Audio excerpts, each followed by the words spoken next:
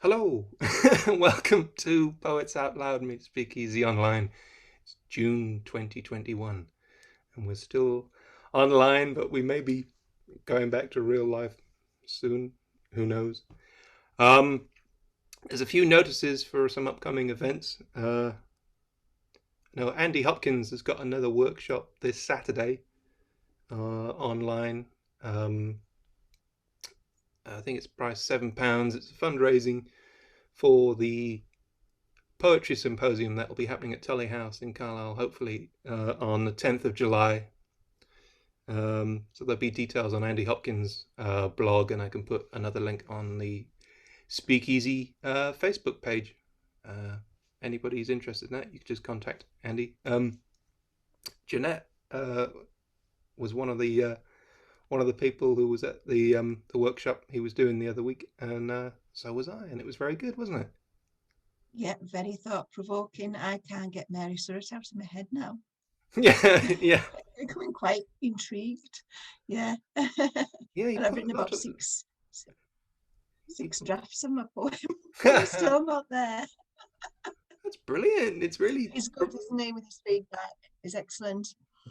He puts an Um, awful lot of work into it as well. I was really amazed by the detail that he'd gone to sort of spark responses and engage sort of thought processes and stuff, and the way we sort of analysed in that particular workshop, it was about titles and the effect that titles can have or can't have, or the whether or not they're linked or not linked to the poems and things. It was, yeah, we learned things, which was good.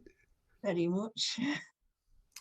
Um, so yeah, there's another workshop happening this Friday. I've been roped in to help out with a little workshop to promote the Unity Festival that's happening a week on Saturday.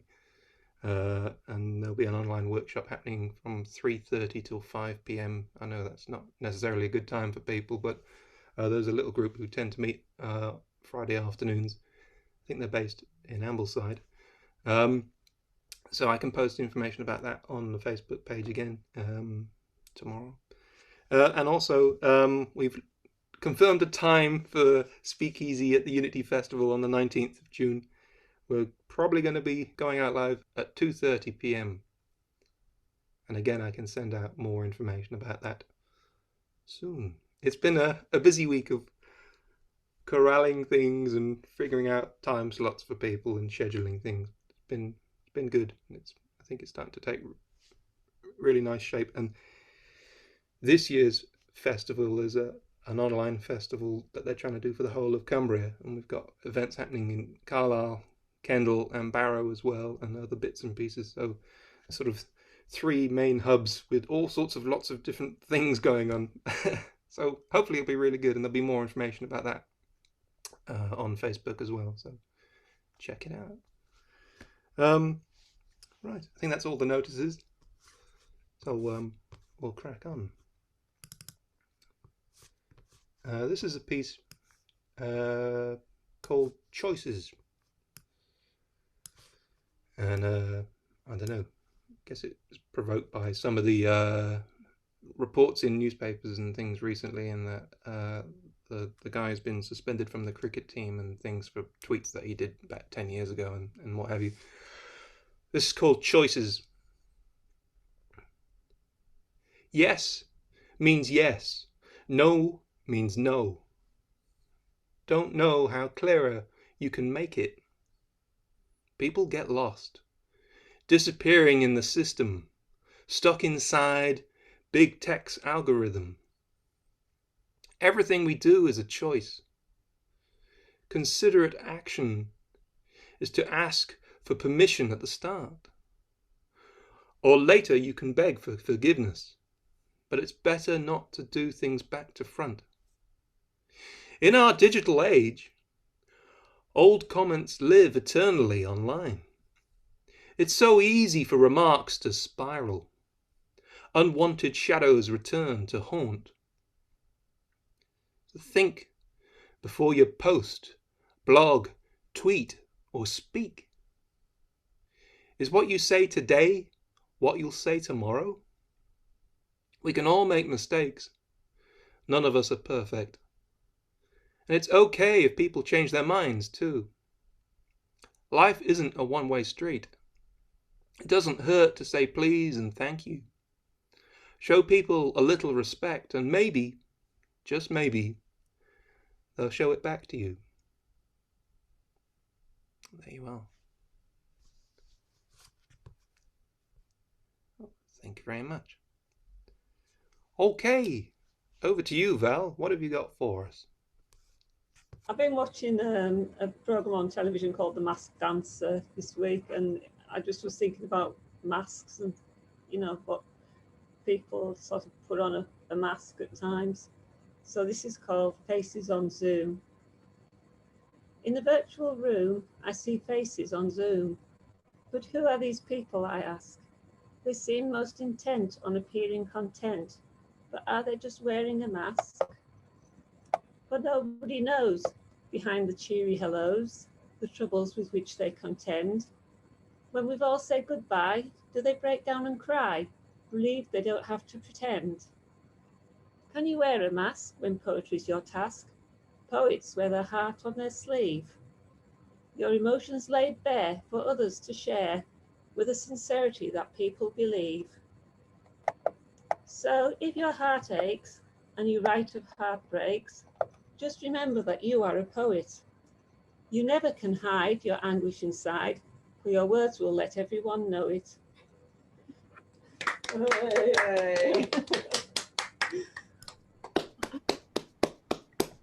That was great. Yeah, wise words in there. Wise words. That was good. Thank you very much, Val. George, what have you got for us?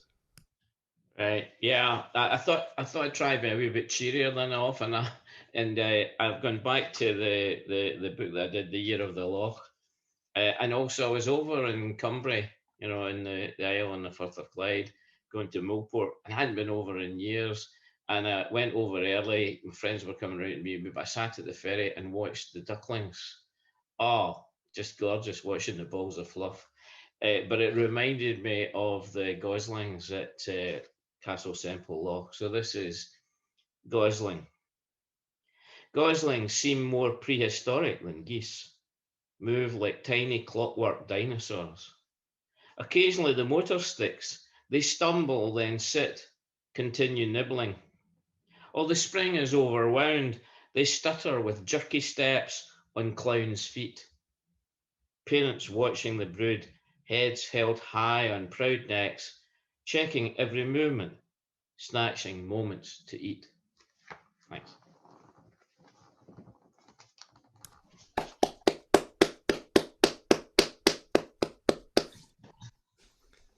That was great, George. Really vivid, yeah. Fantastic. Okay, now we've got Angela, yeah? Oh, we're doing the swapping seats. Hello.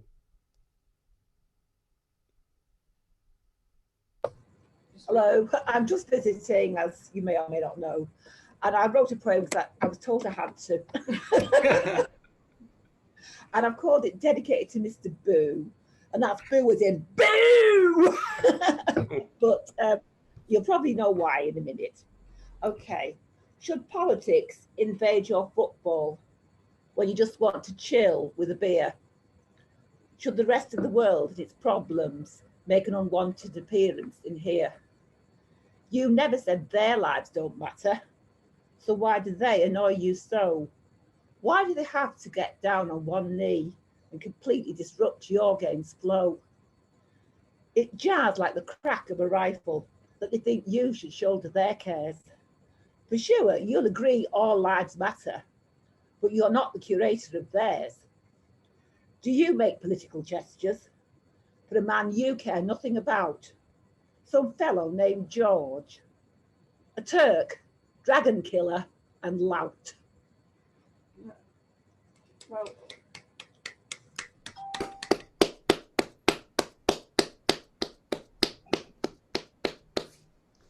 Yeah, those dragons get a rough deal with old St. George, don't they? Yeah. I put Ros next, so you'll have to do some more changing around chair-wise. It's like we should be musical chairs.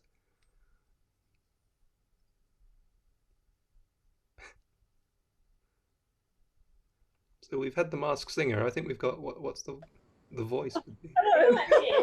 No, I'll sit there and I'll just stand up here. Oh, sorry. I've just squashed. I think we found a new format. This is more. You've livened up the format after a year. Musical chairs. Oh, I haven't even got my phone.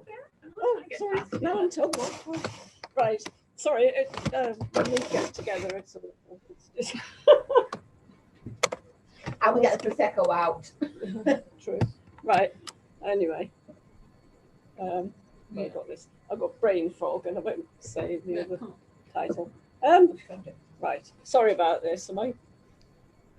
My mind seems to work differently. I have to search for words, look for things to say. Before, they just arrived spontaneously, coming to mind unbidden, in a sing-song of craziness for the sheer pleasure of it.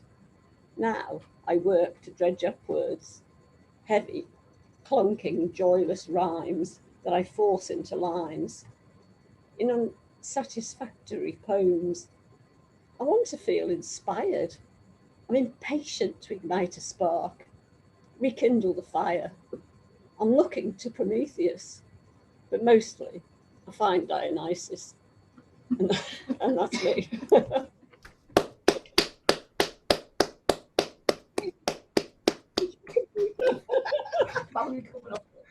Good stuff. Thank you. Okay, Kevin, we're with you. This is going back to when I went to Canada about 2.5 years ago. I'm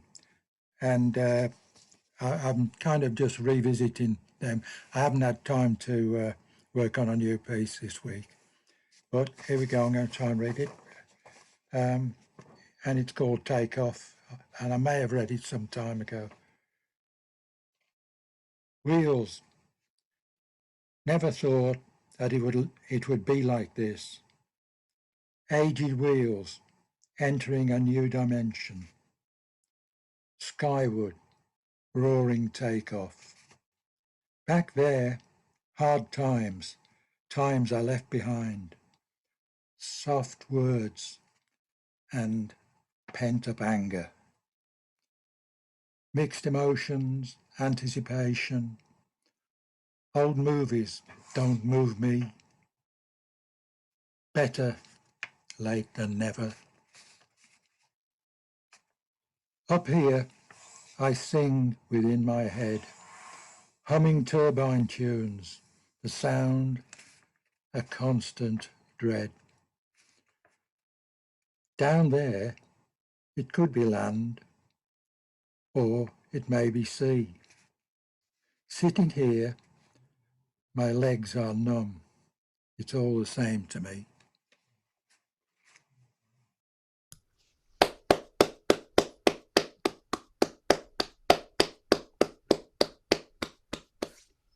Thank you very much, Kevin. That's great. And you said you've got an exhibition, some of your artwork's on exhibition in Wigton at the moment, isn't it? Yeah, it's the new Fountain Gallery, which is in the old Barclays Bank, and it's beautiful. It really is. Maria Goodman put in for some money from the government, and so they got money to do it out like a proper gallery, and so it's got lovely lighting, beautiful showcases for the jewellery and the small works, and yeah, I think it's going to be. It's just what Wigton needs right now. Cool. You know, it's. They had the other one, the fountain across the road, but that was very small. You know, and this one's a lot. Well, I say a lot bigger. It's not like huge, but it's a fair size, and I wish it all the best, really, and I hope to exhibit there again. Cool. Because I'm the guest. I'm the first one. I was invited to put some work on the wall, and so I've got 3 paintings on the wall, and I know quite a few of the artists there. As I say, it's what Wigton needs. They were hoping to get the whole of the building, but some of it's been turned into flats. But the part that's important is the ground level bit. And yeah, it's good. It's good. Very Cool. good. Well, we'll try and, if things head in the right direction, maybe try and come and have a look. Yeah, yeah. Cool. Well, Okay. thanks very much for the info on that. I was going to ask Josephine, but she's just disappeared. Hello, how are you? It's good to see you. It's good to see you too. Yes, I've missed too many of these meetings. We've missed you Yeah. too. Yeah, would you like to read something, or you? Starquakes on the sun. I don't know anything about old age, so they talk to me in metaphors. They have taken the few poor acres and made them fruitful. Filled. She's gone. The internet is conked out. Oh, Kevin's taking the opportunity to plug his artwork. This is good. Mime Easy. It's a new form of. Oh dear. Phil, you need to do this. We'll now go to the adverts. Oh yeah, yeah. Well, this is all going to get cut out of the edit. The edit will just make it look really, really professional. I think we might go to Janetto for your piece, and then hopefully, if Josephine's able to come back, we can add her in. This was just cobbled together on a lawn walk the other day. Past sandstone walls and cowslips framing skidder, cowslips, buttercups and tall daisies. And passing a half-blown dandelion, I wish I hadn't worn flip-flops down a tractor for road laning. And that's that.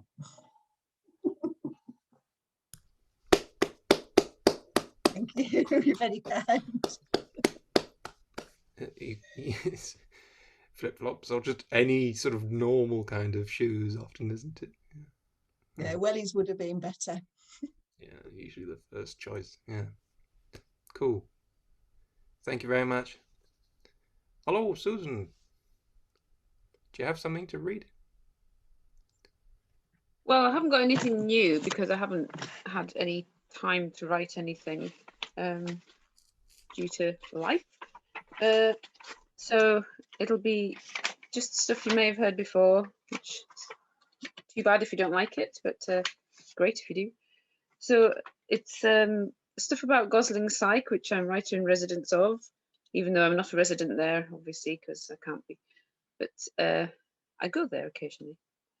And have some workshops coming up there. So if you check out the excuse me, the Cumbria Wildlife Trust website, there are some workshops advertised on there. So come along if you want to see what I do. So this was February 2020 when I first visited Gosling Psych, which is a brand new reserve, and it was my kind of response to seeing it.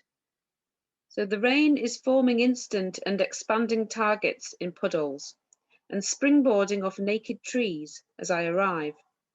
But I am sensible to this county and its weather and have wellies, quick dry activity trousers and hooded raincoat to protect me from the elements. There is such potential here. This is a new site with a whippy handful of young trees dreaming of being an orchard and a pond expectant of frogs. Out over the field, the older, wiser wood waits. It can be reached by a link footpath skirting the farmland. And this is a relationship that is interesting. Farmed land, carved land, reclaimed land, and wild wood all coexisting. The wild has been tamed somewhat, but is old and is known. The land has been gifted to make it viable, to make it a crafted wilderness. The choice of tree, the management of path, the construction of pond, these will provide opportunity to see wild life in a managed state. Woven around the found landscape are lost words, The Lost Words by Robert Macfarlane and Jackie Morris bring their spells and songs to the pond and pathway and remind us of that which never went away. These are old words, and anyone who moves through the landscape remembers them, but we need to keep them alive. Sing the wild songs and whistle the wind's tune, serenade with birdsong and frog song, and watch our world turn. This land is a gift, and our present is mobile and changing.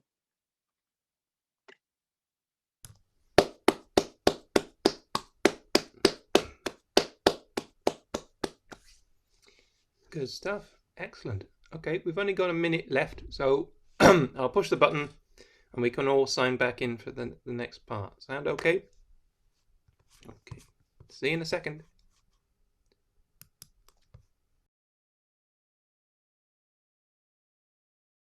Welcome to part 2.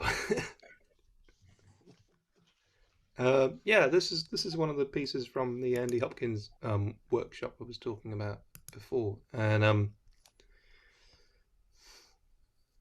one of the things that he'd done was there was a series of photographs or portions of a photograph that you had to look at, and you had to choose one to describe what you saw in the picture. So just note down the elements of it, and then we did this a couple of times, and then he revealed what the actual photograph was, and this is the piece that I jotted down, and I've not had time to go back and do anything to it. But Jeanette, you said you've crafted yours, redrafted it. It's become an obsession, and it's still nowhere near finished. Yeah, was it Mary Surratt or Surratt or Surratt? We thought. Anyway, I'll read this and then maybe explain what it was from. So this is called The Last Curtain Call, ? A parasol shaded Mary Surratt on the far left of the stage. The day was extremely hot. 6 men in uniform, standing on a platform, observing the scene played out before them. From rail to rail, rope dipped, a barrier from this theatrical show. Long black coats protruding from open black umbrellas. The figures beneath huddled, hidden by the shade. They sit upon the wooden platform, awaiting their fate, knowing the wooden beams will soon be gone. Hold on to your hats. The onlookers gather. Soldiers look down. Guests look up.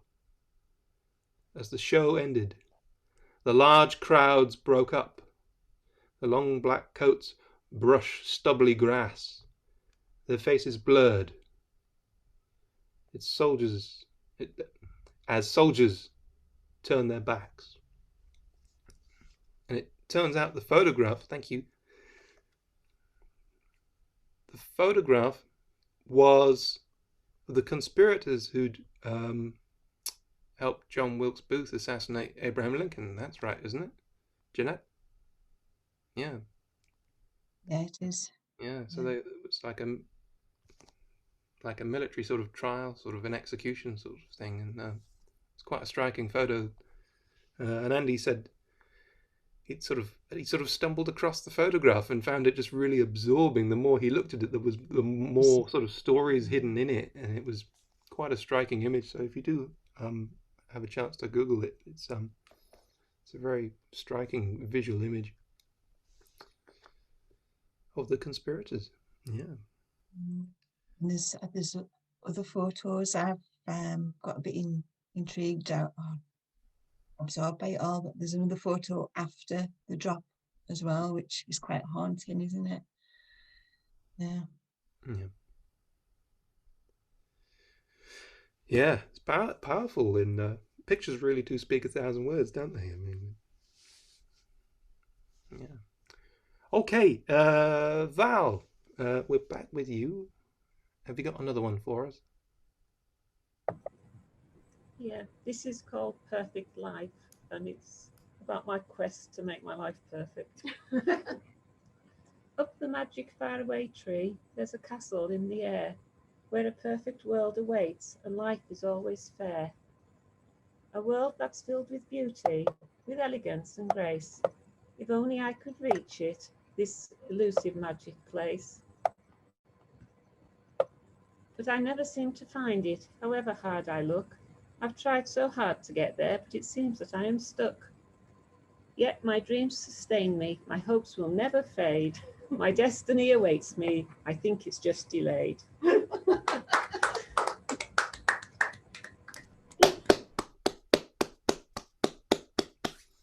Oh, that's fantastic.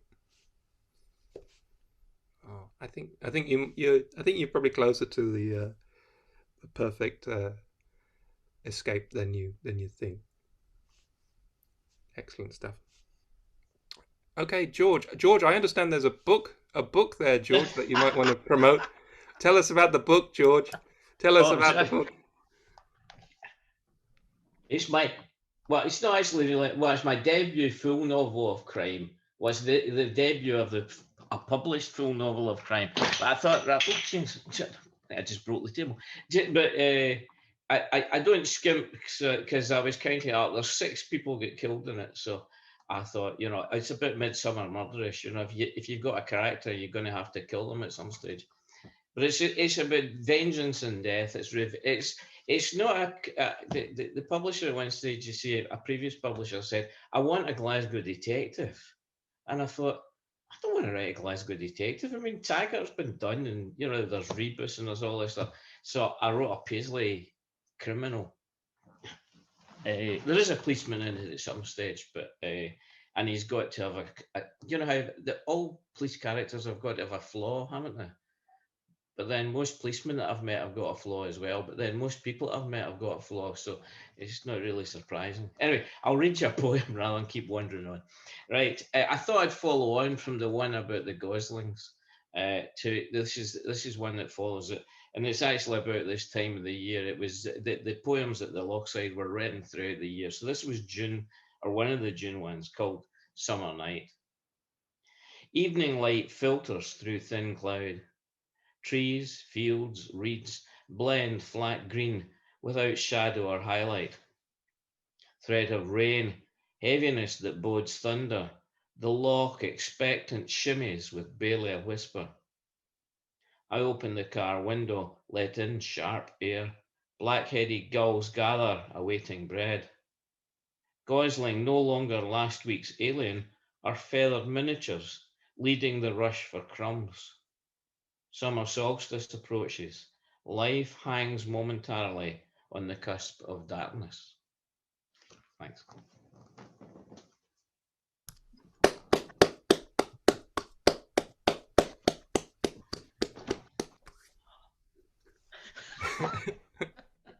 A dish served cold. Is that under your name, George?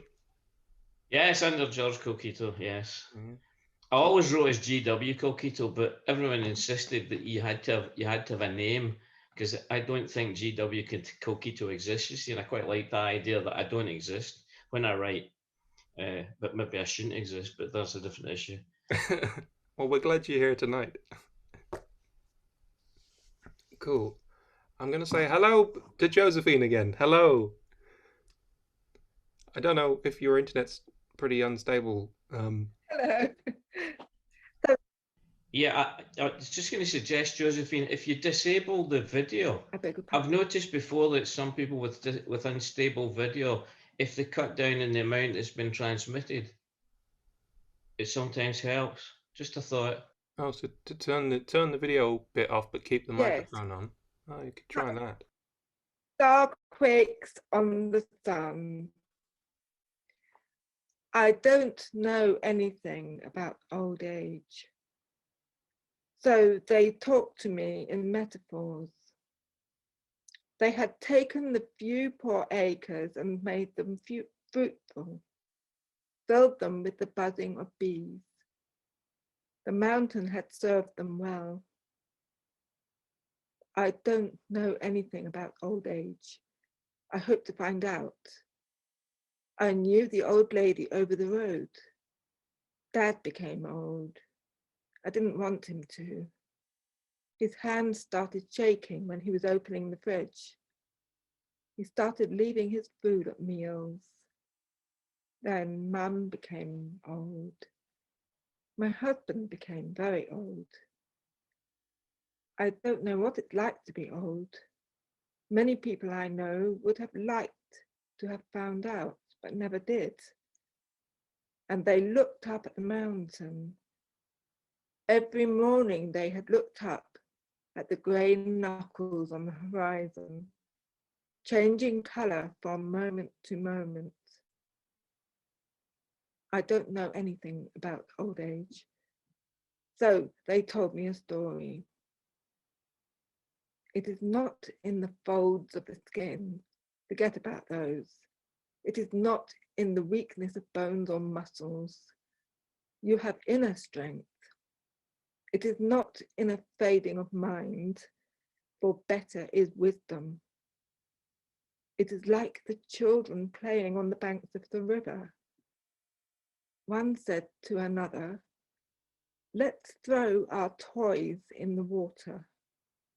The other did so, then looked at her friends, who smirked, held on to her toys and ran away.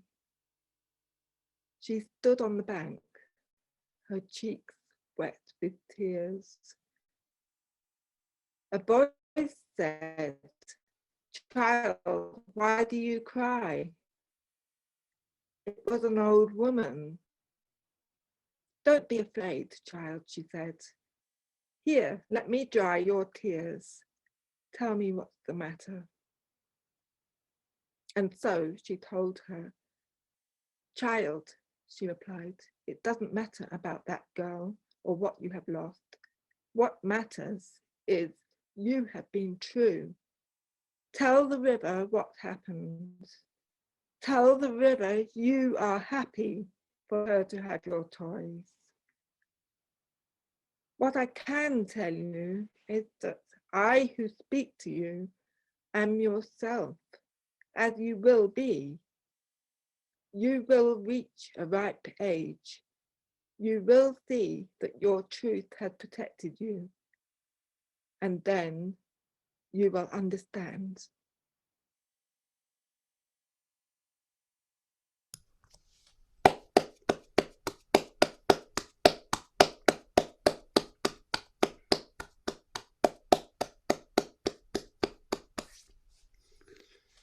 Thank you very much, Josephine. That was great. And yes, that worked very, very well. So that was a top tip from George there. Thank you for that, George. You've obviously learned from those online sessions you were suggesting people should engage with before we started. And that was great. Thank you, Josephine. Okay. We were going to go back to the Three Wise Sisters. So does Angela have another one, or is it Roz? Hi. Right. No, Ange has done herself out. Right. They didn't make a right to. We thought about it. Okay. Warriors and getting back. Anyway, I'm going to actually read a song to you because I cannot sing in the slightest bit. So just go on a bit because it's got some DVD things in. But it's my take on Strawberry Fair. As I was going to Strawberry Fair, singing buttercups and daisies, I met a young man selling his ware, Fol-de-dee. His body was ripped and dark his hair as he went on to Strawberry Fair. Hi fall, toldy-diddly, hi fall, toldy-diddle-dee. Sweet lady, look in my basket, he said, singing buttercups and daisies. A fine linen sheets fit for a king's bed, Fol-de-dee. As I followed him, I'd be honoured if you'd take a pair on your way to Strawberry Fair. Rifle, toldy-diddle, rifle, toldy-diddle-dee. I want to find me a generous heart, singing buttercups and daisies, and not be seen as a sad old tart, Fol-de-dee. But men with open minds are rare. I'll never find one at a Strawberry Fair. Rifle, toldy-diddle, rifle, pay for this young man singing buttercups and daisies is well beyond what any woman can afford to be. It seems I must turn down your wares to avoid future vitriol at strawberry fairs. Rifle, what is the rifle? And that's that. It's turning the tables on the song. Sorry. That was fab. I thought it was going to be a bit like Goblin Market to start with. You know, I'll come and suck my luscious fruits and all this kind of thing. But then it was just like, yeah, very good. Liked it. Okay. Phil, can you put up Susan's thing, what she just said? Because I can't remember, because it's too complicated, more than one sentence for me. And George, you did a really bad job on selling your book. You didn't tell anybody where they can get it or how much it costs or anything. That's it. I'm going. Yeah. Thank you, Roz. That was excellent. Watch the playback because Susan gave you some lovely compliments there, and she'll probably type you some info about it. And yeah, George, did you say there was going to be a launch for your book at some point? Hopefully? No, sorry, it's available. Actually, I think it's on the internet. It's on Amazon, etc. At the moment, but you can get it from Reimer Books, and it's $10.99. I'm afraid murder comes expensive these days. Is that the sequel?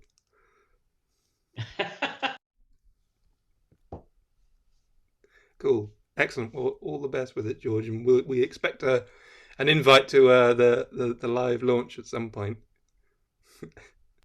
If I ever have a live launch, I think I can probably sell them slightly cheaper, but at the moment, that's the only way we can get it. Oh, well, watch this space. Watch this space. Maybe you can bring some to the Poetry Symposium. Where are we up to? Kevin. We're back with you, Kevin. Yeah. Hello. Okay. Yep. Yeah. It's very short. It's called City. And it was part of the journey from Canada, and it's Toronto, but it could be anywhere. Yeah. Junction and connection, gas and air below the streets while the city sleeps. The rats come up the stair. Under tracks, in spit and gloom, papers drift, words bring light, but only in their promises. Faded pictures, crumpled faces, smiles and sniggers, elated and expended. That was in Toronto.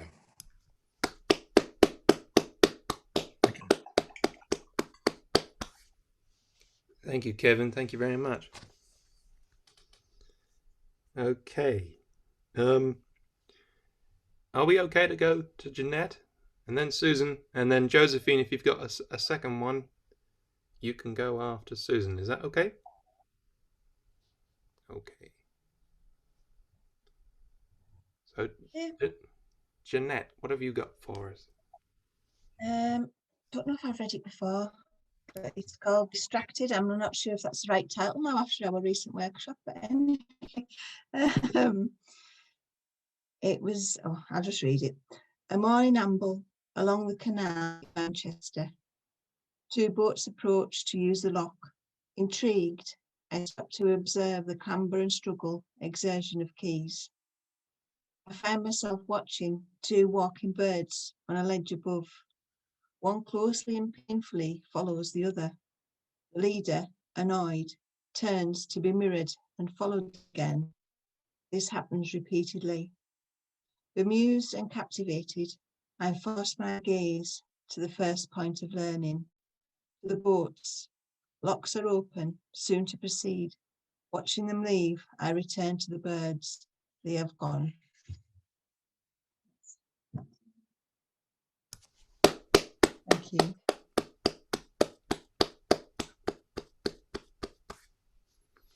That was great. Yeah, captured a nice sense a place and a time and an event there. Yeah, really good.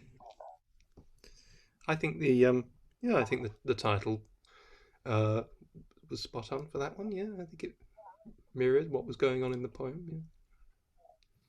Okay, Susan, what have you got for us?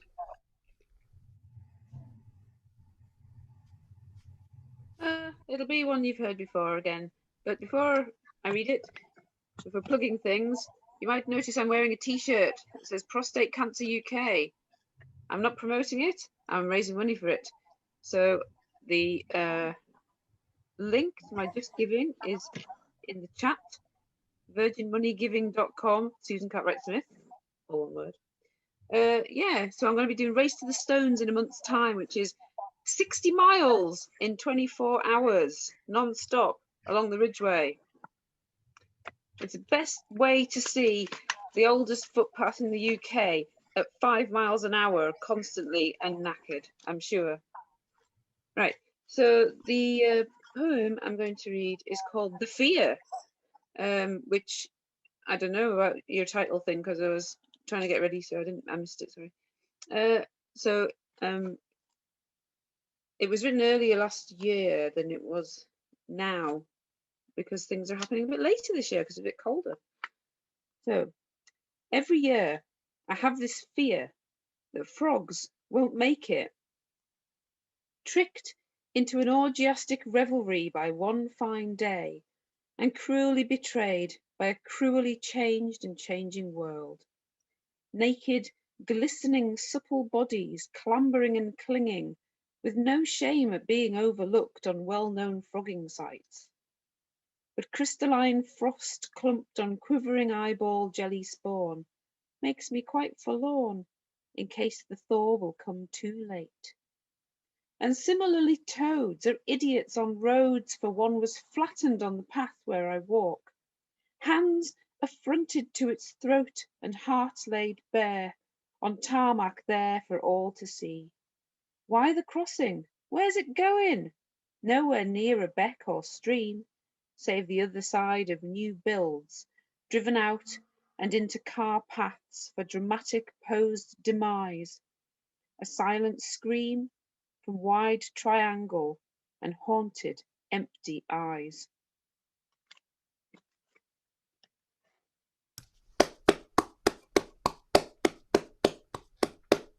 I hate seeing squashed frogs on roads. It makes me so sad. Always makes me think of your story about when you went out and was there the toad had met a nasty end. Oh, the toad flattened outside Tony's house up that road, and I'd seen a dead badger on a road earlier in the week, and Harry said, "They're coming for Ratty and Mole next." We have such a literary household. That's brilliant. That's a case for CSI Wind in the Willows. So George could write about that. George is there. Yeah. So George could write about that. Yeah. The trail leads to Tony Hendry's door, eh? Mm. And where is he tonight, eh? Out murdering wildlife. Well, no, because what's the catchphrase is is it face space, what is it, hands, it's hands face Space. and then the new one they added on was fresh air, wasn't it? Fresh air. Ooh. So it's hands face space and fresh air by Turner Hendry. You should mock it up. So when you washed your hands, because it's a nice new book, opened it in front of your face with lots of space around you to enjoy it, you've got fresh air. So yeah, it's just a method of how to enjoy Tony Hendry's poetry. Yeah. He's not even here and he's getting... I know, he's getting plugged. But George should have put me to Cold You Press to get this advertising for nothing. He's left and he's gone to get his contract. Okay. He's back in the room. Okay, Josephine, we're back with you. Do you have another one? Okay. The pumpkin's daughter. Hush, there are strange tribes and exterminations who will give the pumpkin's daughter to a snail. Rolling, rolling, rolling, the strong side gleaming like a flame in the night to the root of the blade. And then away along the sucking mud, painfully, slowly, the slime is gone and the wheel beneath. The night is darker than ever, sliced through by faint titterings from the leaves. Then a lantern sways up the path. Boots, thrusting mud and leaves aside, crash down upon the wheel-snail's bed and stamp away, covered with cracked shell and mud. But in the darkness, stumbling down through leaf to leaf, is the pumpkin's daughter. She slips under the fence and, sifted by the wind through the dense black gas, into the greasy wormery. She rests patiently till the snail shall return.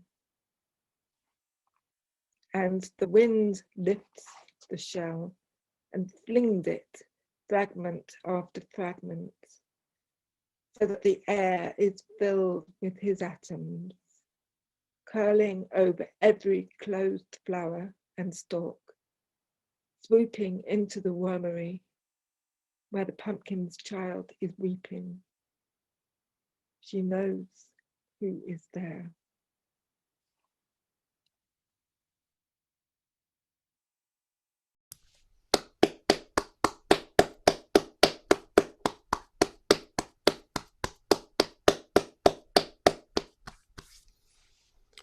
Thank you very much, Josephine.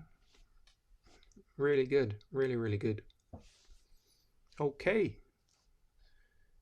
Part 3 then, I suppose. It usually follows part 2. Hang on, I got a piece here. As I say, there's the Unity Festival coming up a week on Saturday, and there's been lots of bits and pieces related to that going through my head recently, because I've been editing films and bits and pieces for the event. And this one, I think, sort of distills some of those ideas, and it's called Value the Difference. It goes something like this. You don't have to walk 1,000 miles wearing someone else's shoes to understand another. Try and listen to their point of view. You search for heaven, Shangri-La, but with so much conflict and war, this world's certainly no Valhalla. Can't get further from utopia. Too often, I'm afraid, we find there's a sad sort of irony. The flaw within humankind is we hide our humanity. If reversed the roles were put of economic migrant or refugee, if the shoe was on the other foot, it could be you, or it could be me. Thoughtless words betray an ignorance. It's easier to look away and turn the other cheek, when finding value in the difference could unlock the paradise you seek. There you are. Thank you very much. Cool. Okay. Val, do you have another one? No, I'm done for tonight. Thank you. No, fine. That's great. No worries. Over to the crime writer himself. Yeah, well, I just got something in the door the other day. It's one of these things. I got a magazine and a copy of the magazine Isms by Dreich, the publisher Dreich. Keep an eye open for them. They do quite a number of calls, and it's an interesting little publisher up in Scotland.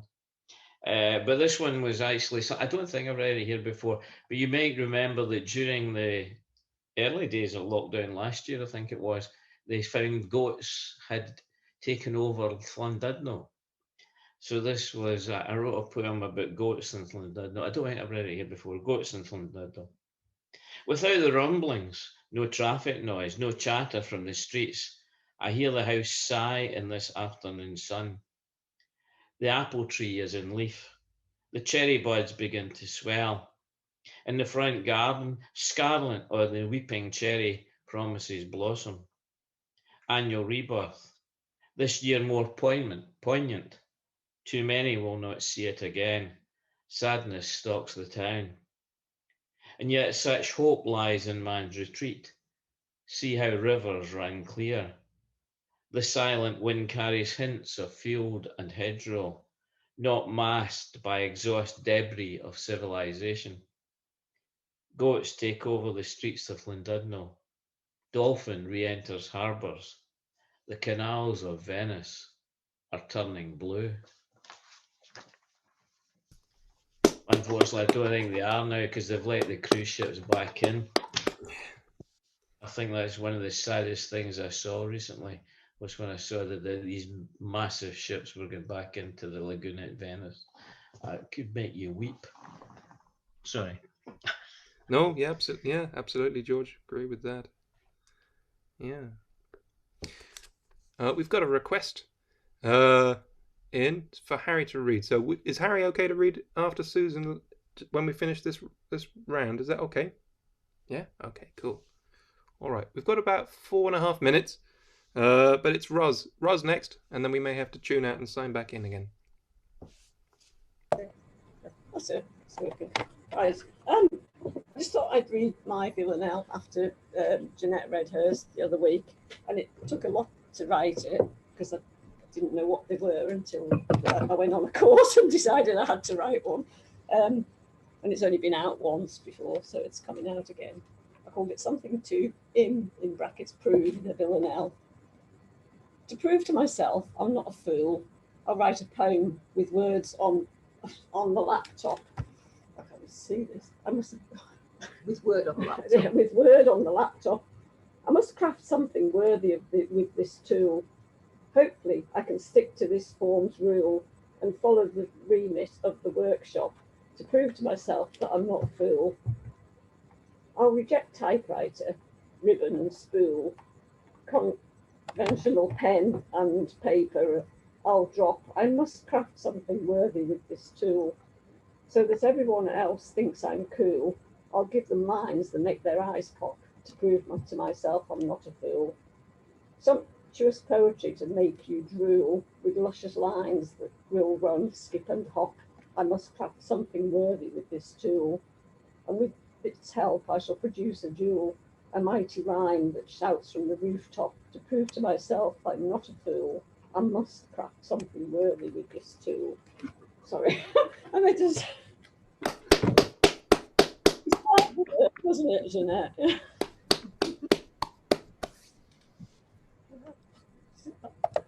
Valerie, am I muted? Oh, mute. Where is it? There. Oh, there. That was really good, Roz. That was great, Roz. Yeah. Loved it. Yeah, you have to tell me that. You have to tell me. I think we think you're cool. Yeah. Great stuff. Cool. All right. We're coming up to sort of a crunch on the time limit, so I'll push the button and we'll sign back in. So I'll see you in a minute or two. Yeah. Yeah. Okay. George, you're always the first one back in the room. You must have the fastest finger first thing on Who Wants to Be a Millionaire down.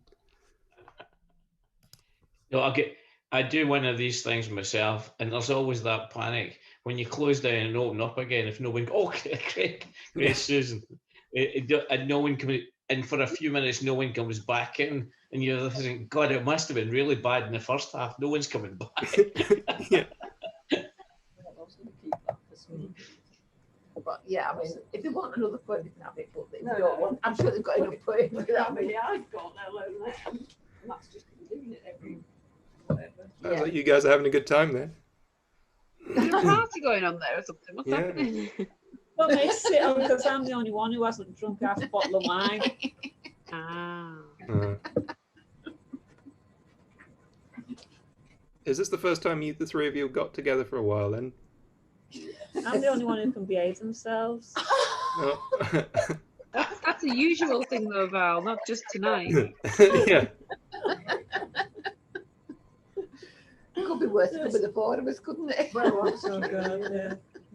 Was there another one? Is there another sister? Yeah, there's another one, yeah. The four of you should do your own act at some point. That would work, wouldn't it? This is it, Philip. This is it. We're seeing it live. This is its debut. Yeah. You're taking over, SpeakEasy. Yeah. It's not loud, actually. Mallory's always correcting me. You may have noticed this. Well, She's the That's school what- mistress, aren't you? Oh, good God. that's why we like her. No, I'm talking to Phil. Well, don't put it on me when I'm talking to Phil and Susan. You wouldn't think I was the youngest, would you? He's two older than me, you know. He's supposed to look after me. Right. No, it's Bad a the influence. younger child, Val. We're always the ones who have to be responsible. Isn't that right, Harry? Mm. Yeah. Yeah. See, it all comes out on these Zooms. Oh, goodness me. Okay. Kevin, I think we're with you, Kevin. What have you got for us? It's again my Canadian journey, and it was I was in Toronto, and I went to the Royal Ontario Museum, and it's called Museum. Yeah, okay. As the one of the things that I saw when I was there in the museum was like a contemporary thing that was running, and it was about sculpture done by Japanese Canadians or Canadian Japanese, whichever way, and their parents or grandparents were interned during the Second World War. And so a lot of it was about a sort of pent-up anger, if you like, or anguish about the way their grandparents and parents had been treated. And it was very modern sculpture, not massive, but very nice and very thoughtful. And it's also a little bit about the architecture of the museum itself, but I'll try and read it fairly fluently if I can. The sweltering mass of humanity had left the sky, fanned out now beneath the city streets, in tunnels fit for dragons, lost and looking for a home. Screeching brakes and rims of steel, quiet bones within the sediment lie.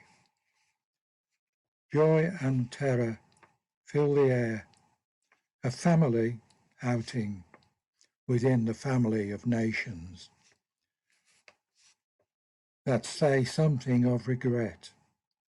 Too late for those the voices of time have silenced.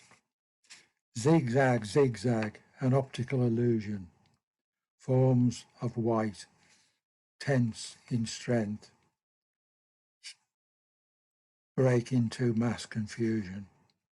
Dinosaurs hang from the sky, massive sight to see, reminding all that through the wall the grass grows near to me. That's it.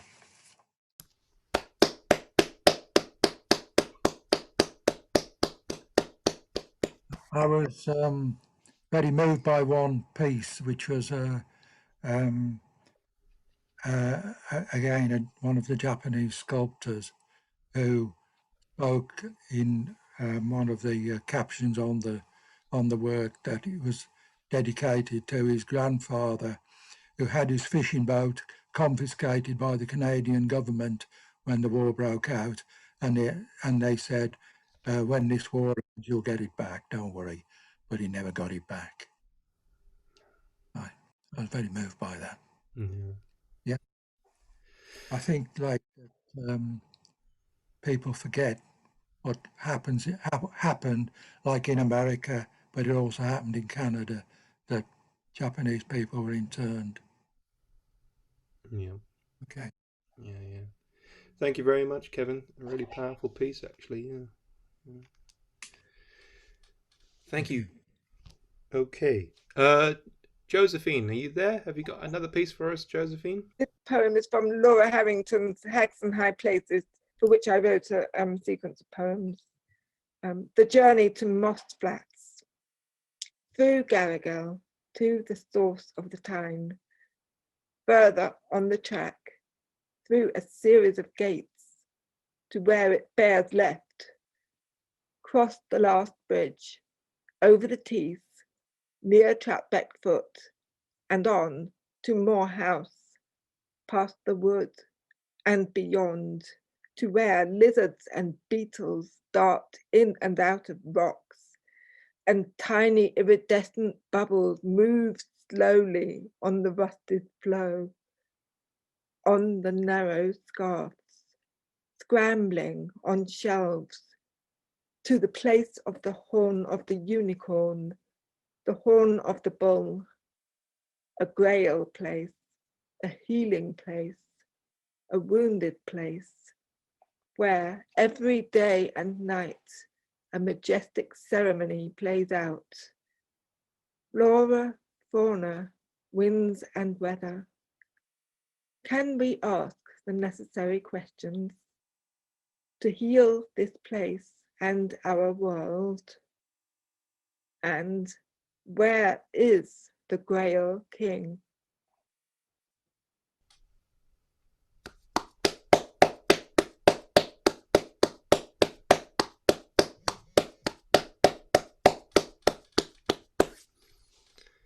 Thank you very much, Josephine. Thank you. And the old trick worked again, so that was great. Thank you very much.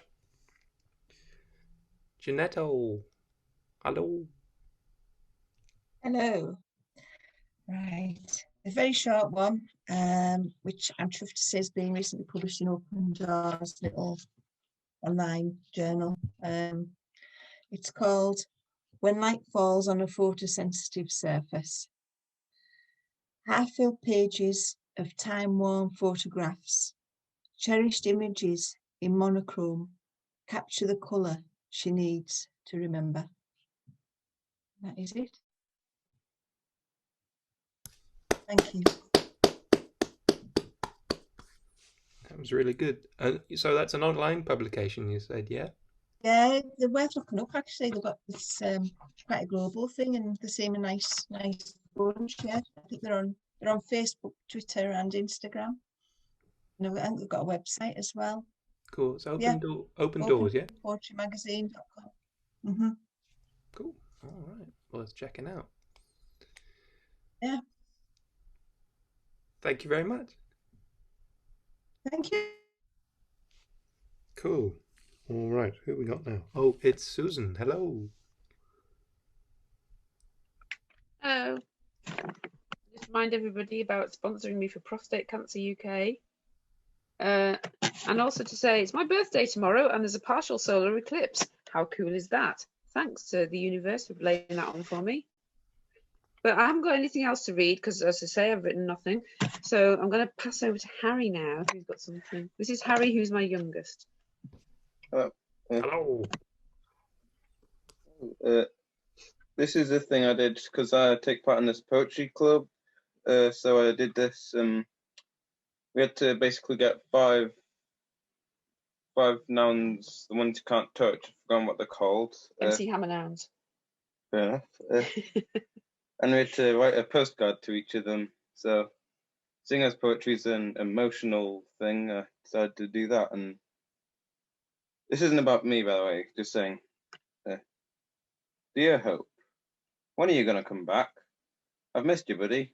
It's been way too long. I'm scared without you. been shaking every time I try something, expecting it to fail. If it works, my surprise is kind of weird. Still, I'm kind of scared without you. Hopeless. Please come back. Dear Justice, enjoy your time away. I wish I could, but the world needs you and can't be everywhere. So enjoy yourself.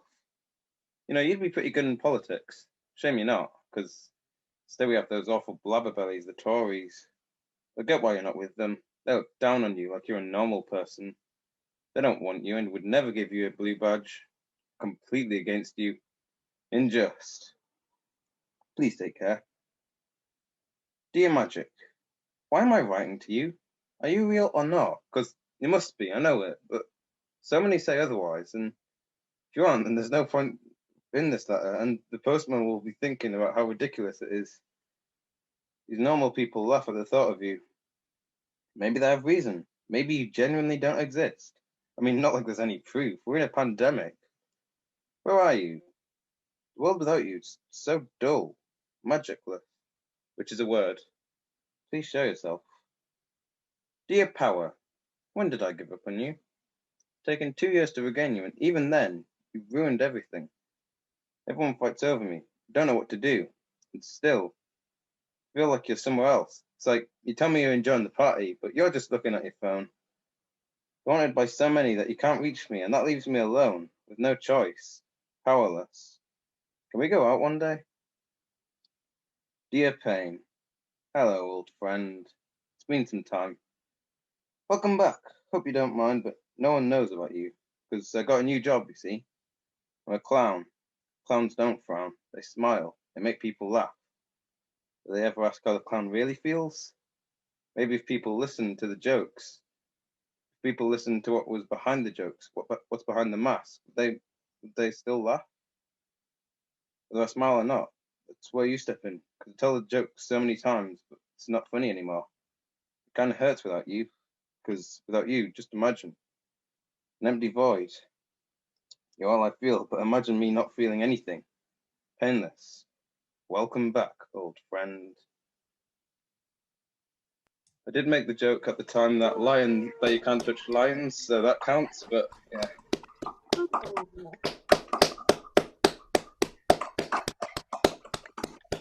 Sorry, I missed the name there, but when you were reading these, I thought these were really good, and something came to me. Write postcards to yourself. I just suggest write postcards to yourself. It's the one chance you'll get to do it. Write postcards to yourself, and in 10 years' time, you can bring out a book called Postcards from My Younger Self. Hey, Oh, yeah. get on with it, Harry. Come on. It's kind of funny And it's because the one chance you'll get to do it. it. Just do it now. it's kind of funny because most of the emails I receive are from me. Hey. Fantastic. Yes, I want to retire on your earnings, so get writing that book. That was great, Harry. Thank you. Really terrific. Yay. Thank you for sharing it with us. Yeah, well, that's you pretty much. I don't know if we can follow that, so I think that was great. Thank you so much. Well, I think we've come to the end of another Poets Out Loud meets Speakeasy online. It's been really great, a really wonderful evening. Thank you so much for tuning in, and just give yourselves a round of applause, everyone who read, and everybody who listened.